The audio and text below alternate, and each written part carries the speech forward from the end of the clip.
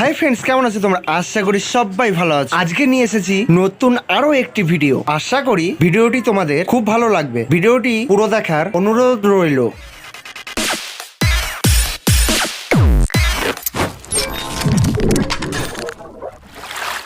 সকাল সকাল রং খেলা কমপ্লিট করে চলে আসলাম আমাদের হবিবপুর ইস্কন মন্দিরে। এই দোল পূর্ণিমার দিনে ভালোই জমজমাট হয় এই ইস্কন মন্দির। তারপর ভিতরে প্রবেশ করতেই দেখতে পেলাম সবাই মিলে কীর্তন করছে। তার জন্য ভাবলাম তোমাদেরকে একটু দর্শন করিয়ে দিই। অতিরিক্ত আলো থাকার কারণে ভগবান জগন্নাথের দর্শন ভালো করে করাতে পারলাম না, সুতরাং তোমরা নিজে এসে দর্শন করে যে। আর মনে মনে একবার বলো হরে কৃষ্ণ।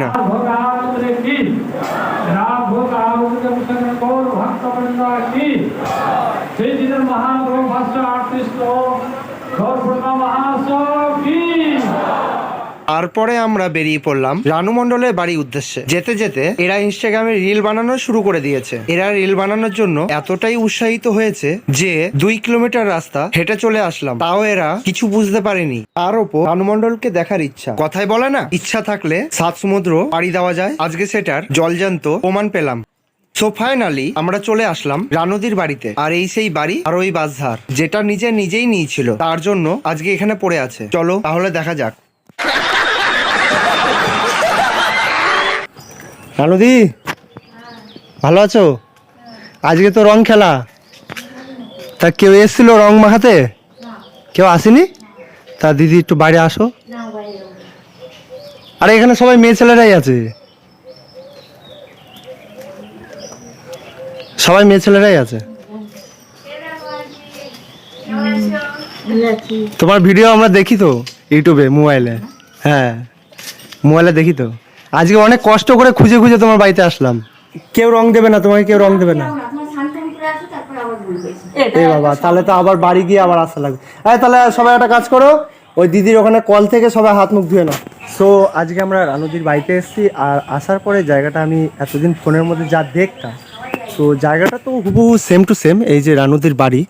আর সব থেকে বড় কথা হচ্ছে বাড়ির পাশে যে এত বাঁশবাগান, অন্ধকার ঘুটঘুটে জায়গা কিন্তু ভালো আছে, ঠিক আছে, জায়গাটা কিন্তু ভালো আছে, কিন্তু এতটা ঘুটঘুটে জায়গা রাত্রেবেলা কেমন অবস্থা হয় যায় না। কিন্তু তোমরা দেখতে পাচ্ছ এখান থেকে এই সিঁড়িঘরটা ওইখানে পুরো ফাঁকা। রানুদি এখানে একা একা কীভাবে থাকে তা তো জানি না। তো তোমাদের কি মনে হচ্ছে অবশ্যই এটা কিন্তু কমেন্ট করে দিই। আমরা রানুদির বাড়িতে এসেছি। তো রানুদি বলছে দুধ, চিনি, চা পাতা, জল নিয়ে আসতে, তারপরে বাইরে বেরোবে, কথা বলবে, আর নাহলে বেরোবে না। আর আজকে হচ্ছে রং খেলা, আর রং খেলার জন্য চারিদিকে দোকানপাট সব বন্ধ। আমি ঘুরেও দেখে আসলাম। তো কী বলবো বন্ধুরা, খুব খারাপ লাগছে মন থেকে। এতদিন পরে একটা সময় বের করে আসলাম, মনটা খুব খারাপ লাগছে। এরপরে আমি একবার আসবো। আসতে গেলে সে বাজা দিয়ে আসতাম।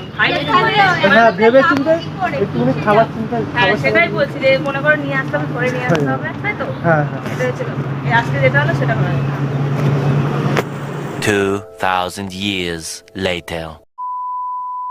রানুদির বাড়ি থেকে সোজা চলে আসলাম শ্বশুর বাড়িতে। এসেই দেখো কেমন আবির খেলা শুরু হয়ে গেছে।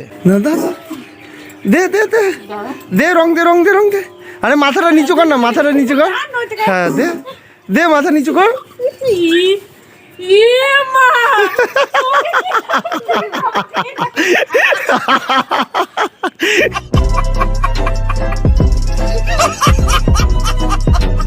করবো। তোমার মাথার চুলটা কিন্তু হেভি সুন্দর রং হয়ে গেছে, দেখো। হ্যাঁ, হেভি সুন্দর রং হয়েছে দেখি। হ্যাঁ, একদম পুরো রানু মণ্ডলের বোনের মতো লাগছে। আর তোকে তো রানু মণ্ডলের মেয়ের মতো লাগছে।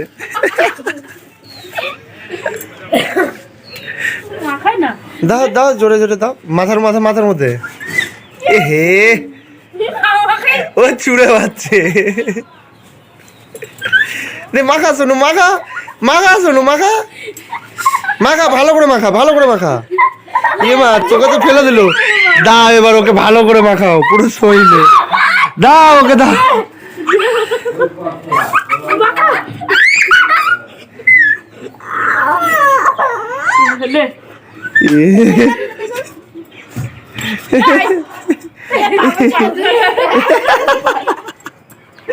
তারপরে আমরা স্লো মোশনে একটা ভিডিও শুট করার চেষ্টা করলাম। এই ক্লিপটা শেষ পর্যন্ত দেখলে মজা অবশ্যই পাবে।